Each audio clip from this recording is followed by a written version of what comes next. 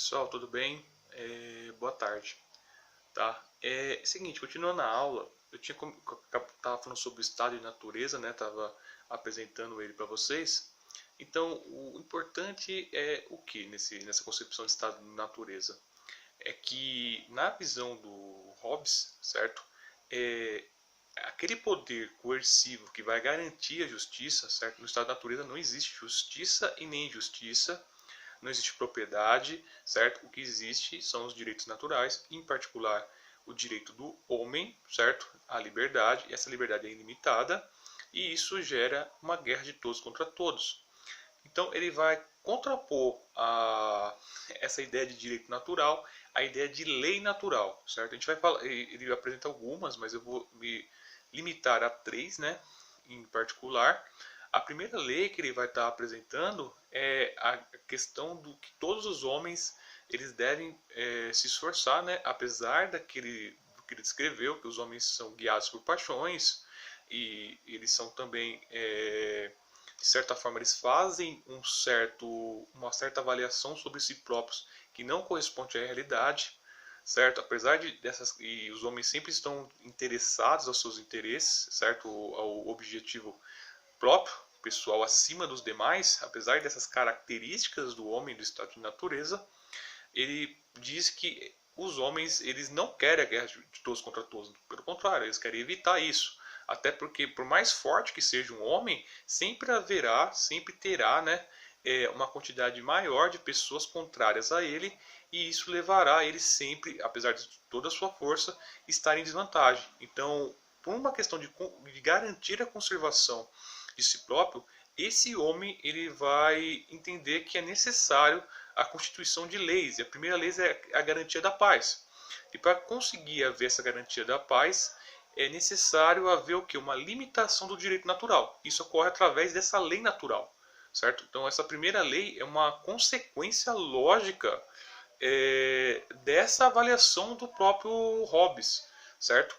E ele está apresentando então a necessidade do Estado, do Leviatã. E por que ele usa esse termo Leviatã? Leviatã é digamos assim, um monstro, né? Um ser que se aparece no texto bíblico, em particular no livro de Jó, e esse ser seria meio que todo poderoso, digamos assim. Então é mais ou menos a ideia de que ele está mostrando que o Estado ele tem que ser absoluto, ele tem que ser todo poderoso, porque só assim você consegue garantir os indivíduos uma sociedade em ordem, uma sociedade que seja pacífica e que os homens, né, eles vão garantir os seus contratos. Então o Hobbes vai dizer que, por exemplo, no estado de natureza os homens têm promessas, mas as promessas são da fala e não tem garantia.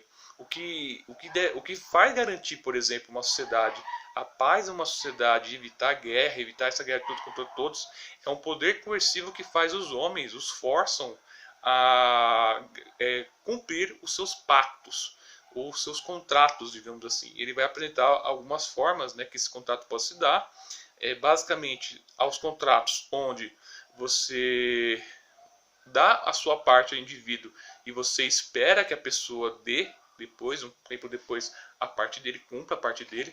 Existem aqueles contratos que são feitos na hora e existem aqueles contratos, na verdade contratos não, promessa, né, que as pessoas falam que vão fazer uma ou outra, fica para o futuro e isso fica só na fala, tá?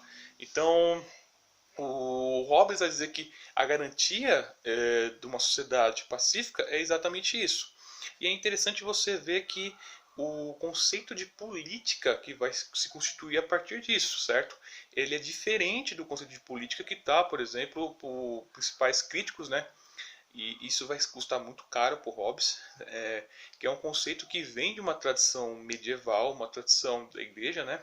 E também das igrejas protestantes, que trabalha com uma ideia que desde a antiguidade a ideia de um certo bom governo, que a política iria possibilitar um estado justo ou uma coisa assim, tá? O Hobbes ele vai estar ligado a uma tradição propriamente renascentista, e essa tradição ela vai fazer uma releitura, né, dos textos, vai ressurgir, né, renascimento, né, se vocês lembrarem, é o ressurgimento dos textos gregos, da cultura grega, romana também, né, E nessa leitura você vai ter acesso aos originais, às obras que por muito tempo ficaram perdidas, não se teve acesso no período medieval. E ali, a partir desse momento, vai haver, na primeira etapa, né, do Renascimento, uma leitura dessa ideia de que, principalmente com Maquiavel, né, e vão fazer até a comparação com Maquiavel, que é uma coisa ruim, porque naquela época o Maquiavel vai ser uma ruptura com essa ideia, e tem peças de teatro que mostram o Maquiavel como um demônio, assim, é muito ruim ser comparado com Maquiavel nesse contexto. Mas o Hobbes, apesar de a gente ter aquela visão de uma visão maquiavélica, né, e a gente atribui isso ao Maquiavel, na verdade, só para fazer um parênteses aqui, gente, a obra O Príncipe de Maquiavel, quando ele descreve aquele príncipe e as habilidades, certo, que ele tem que ter para manter o poder, ele está pensando mais de um instrumento necessário para a época. A sua visão mesmo de como deve ser o governo, a busca da república, entre outras coisas, está em uma outra obra. Então, o Maquiavel entende que aquele príncipe que ele descreve, que quer manter o poder e tem que fazer uma série de coisas que nós, do ponto de vista da ética individual, não aceitamos, é muito mais uma necessidade histórica do que, de fato, o que se reduz à política. Já o Hobbes, ele não vai tirar a visão dele estritamente desse autor, né? Ele não vai pegar desse autor. Ele vai estar muito mais perto de Francis Bacon, certo? Que é um outro autor, certo?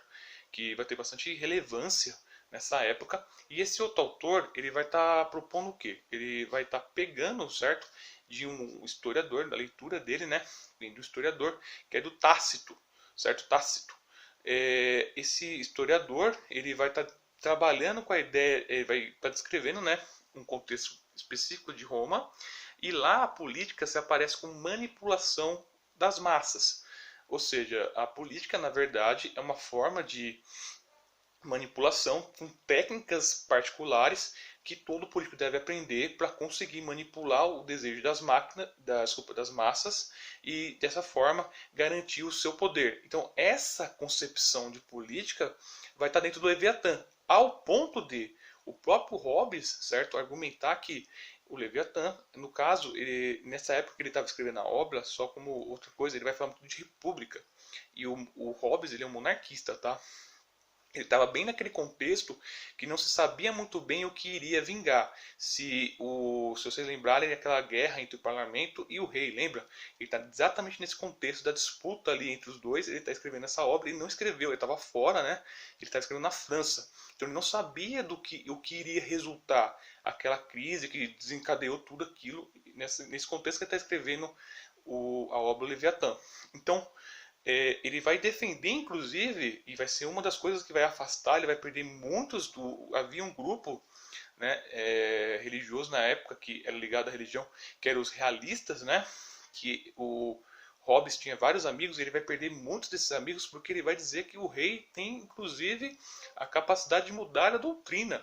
Se essa doutrina, se a alteração da doutrina, de certa forma, garante a paz e garante a possibilidade do poder e evita a guerra de todos contra todos, deve ser feito. Certo? O governante, né, seja na república, seja numa monarquia, especificamente, ele tem essa capacidade, esse poder de estar fazendo isso. Inclusive, isso é uma das consequências que ele fala. Tá? Então, o que ele entende? Que, no fundo, a guerra de todos contra todos é a conclusão de que no fundo é uma guerra entre crenças, certo? Ou seja, o que ele está dizendo é basicamente o seguinte: os homens eles têm uma tendência de querer conhecer a realidade, de querer impor a sua visão do que deveria ser a realidade aos outros. E isso, certo? Uma vez que nós não temos muitas vezes como impor isso, porque muitas vezes nós não temos como de fato provar determinadas coisas que a gente tem na cabeça, ou a gente pensa, e que nós seguimos por hábito, né? A gente acaba levando uma situação de conflito. Ou seja, essa tendência do homem é o que gera isso, e o que deveria ser feito é diminuir essa liberdade natural do homem para conseguir garantir a constituição da vida em sociedade.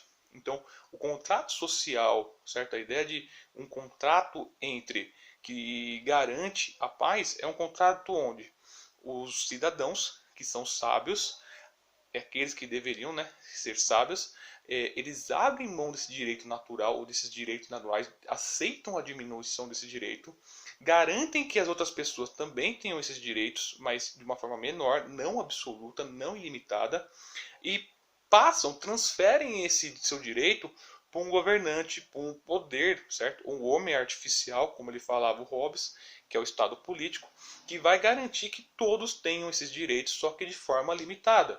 E vai garantir que as leis naturais elas vão estar valendo e as pessoas terão que pagar se elas não fazem, não cumprem a sua palavra, não cumprem o seu contrato, não cumprem as suas responsabilidades que deveriam cumprir.